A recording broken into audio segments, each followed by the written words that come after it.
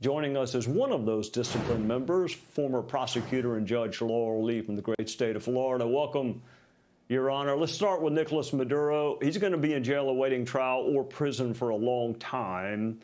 Who best to lead Venezuela in the short term, in your judgment? Well, I think what we see President Trump and the administration doing is making sure that we are empowering the people of Venezuela to a future that they deserve and ensuring that we have relationships and open lines of communication with whoever that next leader is going to be. And what was so critically important, not just for the United States, but also the people of Venezuela, is that we successfully apprehended the fugitive from justice, Mr. Maduro, who now, as you point out, is in a cell block in the United States of America. And it is so important to credit the members of our intelligence community for getting the information we needed to execute that operation, the members of our military who assisted. It was really just a stunning success, and the world is a safer place today because of it. It was flawless. And then the fact that Ratcliffe was able to go to Venezuela without anybody knowing about it and meet with Elsie Rodriguez is pretty flawless, too. All right, speaking of flawless, Chairman Jimmy Jordan did this the right way. He deposed Jack Smith, and now there's going to be a public hearing.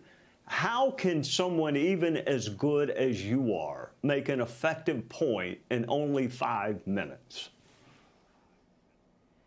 Well, as a former prosecutor, Trey, you explained this beautifully a moment ago. There is a huge difference between having the opportunity to depose a witness, which is much longer, can go on for many hours. You have the opportunity to show documents, to examine a witness about exhibits. And what happens in Congress is each member has 5 minutes. And so even a very well-prepared member has a much shorter time in which to interrogate or question a witness. So well-prepared members will have, first of all, have done their homework, be ready, have a line of questioning in mind, and try to use those 5 minutes to the best of their ability.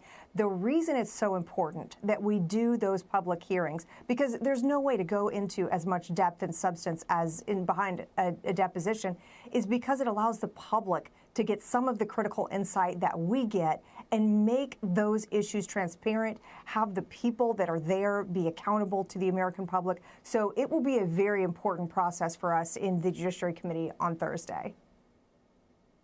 That's why you're a better politician than I ever was, because I would tell the public to go read the deposition. I mean, there's a reason y'all put all that time and effort into the deposition. I would go read it. But here's what you and I both know, Democrats. They're going to camp out on Jack Smith's assertion that he had proof beyond a reasonable doubt of criminality, which dumbed me, Laurel. I thought that was for a jury to decide. But do you think someone will cross-examine him on that, and can it be done effectively in those 5 minutes?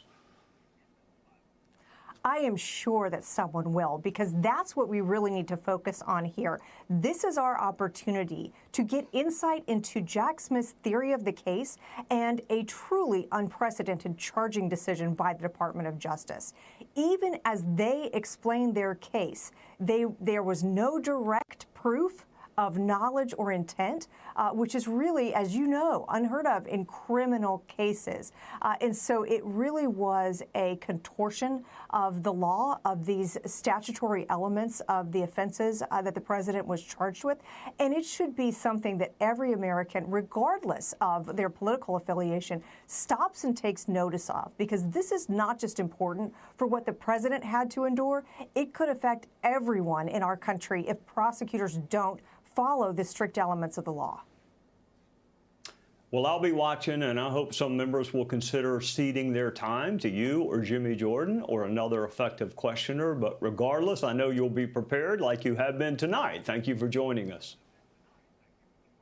It's always a pleasure, Trey.